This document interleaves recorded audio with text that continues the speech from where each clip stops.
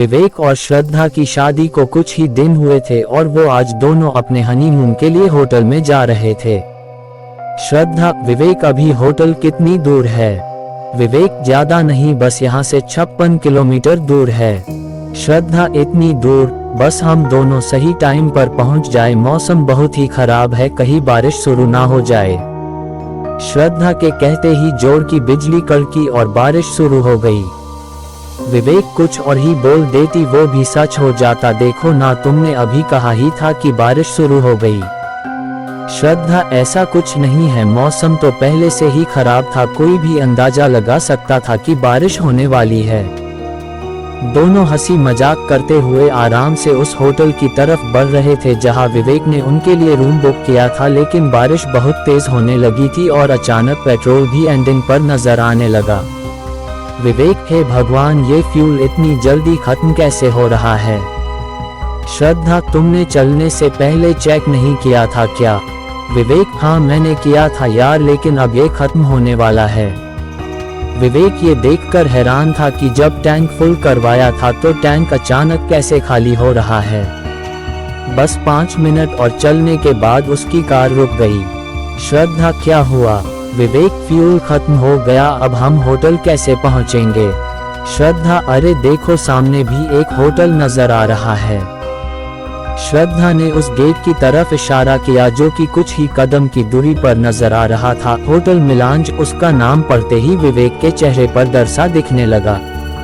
श्रद्धा, हाँ देखो ना, कितना अच्छा होटल है, आज रात यही रुक जाते हैं, सुबह यहाँ से चेक आउट कर लेंगे। विवेक पता नहीं होटल में जाने से क्यों कतरा रहा था, लेकिन श्रद्धा के आगे उसकी कहा चलने वाली थी और वैसे भी उसके पास वहां रुकने के अलावा और कोई दूसरा रास्ता भी नहीं था। दोनों कार से उतरे और पानी से बचते हुए उस होटल के अंदर गए। रिसेप्शन से उन्हें रूम नंबर 108 की चाबी मिली।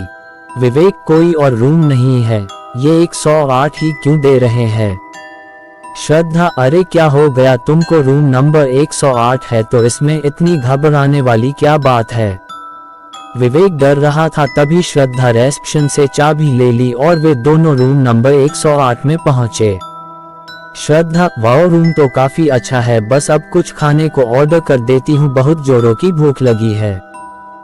ये कहते हुए श्रद्धा ने रिसीवर उठाया और रूम सर्विस को ऑर्डर दिया। उन्होंने श्रद्धा को मेनू बताया और श्रद्धा ने ऑर्डर दे दिया। फिर दोनों बैठकर बातें करने लगे। कुछ देर बाद डोरबेल बजी और श्रद्धा ने उठकर दरवाजा खोला। रूम सर्विस बॉय ने जैसे ही विवेक को देखा उसके चेहरे का रंग उड़ गया। सर्विस बॉय, सर आप, अच्छा हुआ आप यहाँ आ गए, आपको पता भी नहीं है कि उस रात के बाद से मेरे साथ क्या क्या हो रहा है। सुनकर विवेक चौंक गया और श्रद्धा भी हैरान रह गई। श्रद्धा, ये तुम क्या कह रहे हो? ये कहकर उसने विवेक से पूछा, ये क्या बोल रहा है, क्या तुम पहले भी यहाँ आ चुके हो? विवेक, नहीं, मैं तो यहाँ पहली बार आया हूँ। विवेक ने सर्विस बॉय से कहा कि तुमको कोई गलतफहमी हुई है। सर्विस बॉय, नहीं सर, मुझे कोई गलतफहमी नहीं हुई है, मैं आपको पहचान गया हूँ। विवेक ने उसकी बात को वही काट कर उसे डांटते हुए कहा, तुम खाना देकर यहाँ से जाओ, नहीं तो मैं अभी मैनेजर से कहकर तुम्हारी याददाश्त ठीक करवा दूंगा। ये सुनकर वो डर गया और खाने की ट्रॉली उनके पास छोड़कर चला गया। श्रद्धा को ये बात बहुत ही अजीब लग रही थी, लेकिन फिर भी उसने विवेक से कोई सवाल नहीं किया और दोनों ने साथ बैठकर खाना खाया।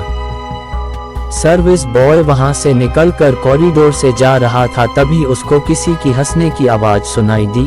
आखिर वो दिन आ ही गया जिसका मुझे इंतजार था। ये सुनकर वो डर गया और पीछे पलटकर देखा तो वहां कोई नहीं था। सर्विस बॉय, अब वह यहाँ आ चुका है, तुम अब मुझे डराना छोड़ दो। मूर्ख, तेरे जिंदा रहने से मुझे कोई फायदा नहीं है, तू उसको यहाँ लेकर नहीं आया, मैंने ही उसको यहाँ रोकने के लिए मजबूर किया, अब तेरे जिंदा रहने का कोई मतलब नहीं। ऐसा कहकर उसके सामने आ गई ये लड़की बहुत ही डरावनी लग रही थी। उसकी आंखें पीली और चेहरा नीला पड़ा हुआ था। वह चिल्लाया, लेकिन अगले ही पल वह लड़की उसका गला पकड़ लिया और उसे जमीन से ऊपर उठा दिया और उसके पैर हवा में छटपटा रहे थे और सांस खींचने लगी थी। तभी एक झटके के साथ वह लड़की ने उसकी गर्दन घुमाई और धड़ से अलग कर दी। श्रद्धा, खाना तो बहुत ही टेस्टी था, मैं जरा वॉशरूम होकर आती हूँ। ये कहकर श्रद्धा उठी और वॉशरूम में चली गई। विवेक मोबाइल निकालकर उस होटल में कॉल करने लगा जहां उसने रूम बुक किया था। विवेक, यहाँ तो नेटवर्क भी नहीं है, आज ये मेरे साथ क्या क्या हो रहा है। श्रद्धा, क्या हुआ विवेक, तुम इतना परेशान क्यों दिख रहे हो। ये सुनकर विवेक ने श्रद्धा की तरफ देखा और उसको देखता ही रह गया। उसने रेड कलर टॉप और शर्ट पहनी हुई थी। श्रद्धा उसकी तरफ देखकर मुस्कुरा रही थी। विवेक, वाह, तुम तो बहुत ही अलग दिख रही हो। सुनकर वो उसके करीब गई और उसको गले लगा लिया। श्रद्धा, विवेक, तुम किससे बात कर रहे हो, किसी का कॉल आया है क्या। श्रद्धा की ये आवाज वॉशरूम से आ रही थी जिसे सुनकर विवेक हक्का बक्का सा रह गया। अगर श्रद्धा वॉशरूम में है तो ये कौन है, ये कहकर वह अलग हो गया। वो लड़की श्रद्धा नहीं बल्कि वही भूत वाली लड़की थी जिसने कुछ देर पहले वेटर को मारा था। उसका भयानक रूप देखकर विवेक डर गया और चिल्ला उठा। उसकी चीख सुनकर श्रद्धा वॉशरूम से बाहर निकली और उसको देखकर वो भी डर गई। भूत सर, मैंने आपका बहुत ही बेसब्री से इंतजार किया है, आज वो दिन आ ही गया। इतना कहकर उसने विवेक का हाथ पकड़ा और उसको झटका देकर तोड़ दिया और उसकी गर्दन पकड़ी और उसको हवा में ऊपर उठा दिया। उसने ट्रॉली पर रखा हुआ कांटा उठाया और विवेक के गर्दन पर खचाखच करके मारने लगी।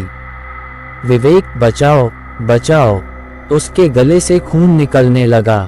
भूत, मैं कौन हूँ और तुम्हें मरना क्यों चाहती हूँ, अपनी बीबी को बता वरना अभी के अभी तुझे खत्म कर दूंगी।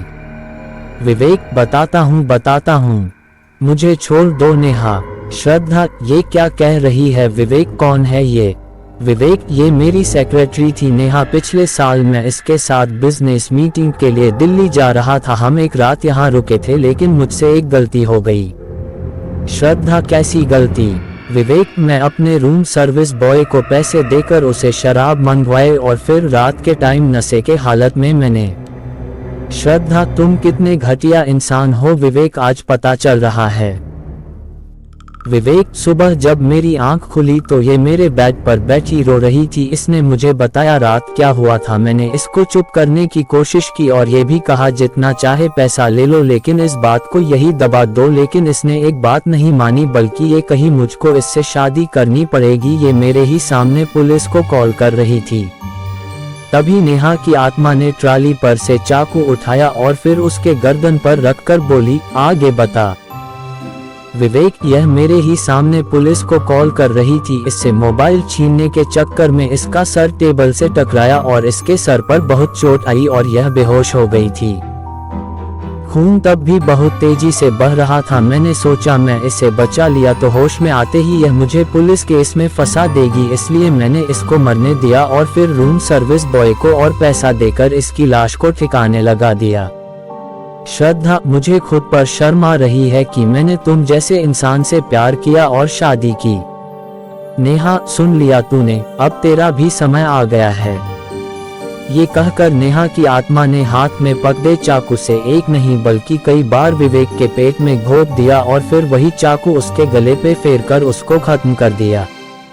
मारने वाला इंसान श्रद्धा का पति था लेकिन फिर भी श्रद्धा के चेहरे पर पति के खोने का गम नजर नहीं आ रहा था। नेहा की आत्मा ने श्रद्धा की तरफ देखा तो श्रद्धा बोली, श्रद्धा, नेहा, मैं तुम्हारी मौत की सच्चाई सबके सामने लेकर आऊंगी ताकि जो तुम्हारे साथ हुआ वो किसी और के साथ ना हो। नेहा, ऐसा अब होगा भी नहीं आगे से। अब कोई भी लड़का किसी की जिंदगी खराब करने के बारे में सोचेगा भी तो उसकी ख्वाहिश पूरी करने मैं वापस आऊंगी।